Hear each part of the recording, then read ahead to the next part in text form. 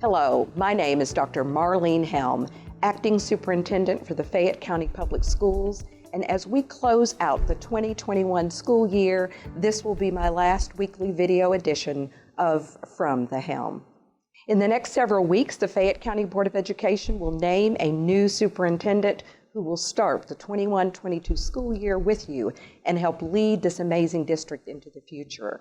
It's been an honor to serve in this role for the past 6 months, working alongside an esteemed cadre of teachers, support staff, principals, board members, and district leaders committed to doing what is best for our extraordinary students and their phenomenal families, and uplifted by our consistently engaged community. When I accepted this role in November, I believed it would be for a short time, while our beloved Superintendent, Manny Kalk, was on a brief medical leave. Unfortunately, like many things we have experienced since the start of the pandemic, we were faced with the worst-case scenario and forced to say goodbye to our partner far too soon. Nothing about the past 6 months has been expected or easy, but really nothing worth doing ever is. Nearly 60 years ago, when asked to explain why he had set the audacious goal of putting a man on the moon, President John F. Kennedy responded, "Because it is hard." He did not say because it would be fun or inexpensive, or that in doing so he would be living out a boyhood fantasy of becoming an astronaut, or that he wanted to compete with other countries, or because he was being encouraged by others to pursue this goal. Instead, he simply said, "Because it is hard." When something is hard, you have to really work at it, give things up for it, put all of your energy, time, and other resources toward it. And that is why our nation's 35th president said he set his sights on the moon, because that goal will serve to organize and measure the best of our energies and skills. When something is hard, it causes you to bring forth all of your effort, to sacrifice, to sweat, to worry, to plan, to think about it 24 hours a day, 7 days a week. And in those moments when faced with seemingly insurmountable obstacles or hardships that appear impossible to overcome, we find our most creative solutions and become the very best versions of ourselves. It goes without saying that the past year has been hard, perhaps one of the hardest, challenging periods in our lives.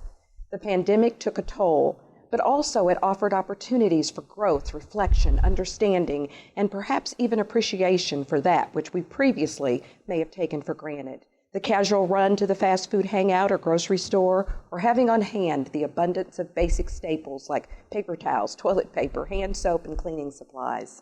We took for granted the routines of work, church, the mall, movies, dinner out, and visiting loved ones. We took for granted a hug, the touching of hands, and going to school, including the things that we had never before considered special, like riding the bus, changing class, eating in the cafeteria, seeing friends and classmates, and being in the same room as your teachers.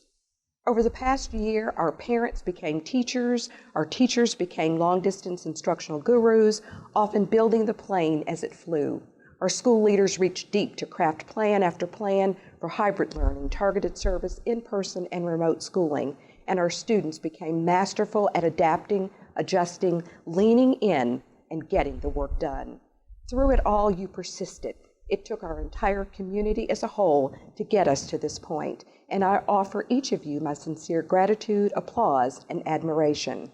We are filming this final message from the classroom at Breckenridge Elementary, where I started my career in education as a 6th grade science and reading teacher. This school year has been unlike any other in my lifetime, and certainly was not the one we dreamt of or hoped for last May. But we have come through it together, and I believe we are poised to move forward stronger and more determined than ever to prepare each child for success in whatever future they can imagine. When our next superintendent arrives, he or she will inherit a district ready to excel. Superintendent Kalk put us in a position to pass the baton to our next leader. Just as we came together to get our students back to in-person learning, I believe we will continue to work collaboratively to ensure that our Fayette County Public Schools continue to be places where learning is engaging, expectations are high, individual needs are met, and everyone feels welcome, safe, and loved. Let us stand firm, united, and committed with an unwavering conviction that students are first and victory is in the classroom. you.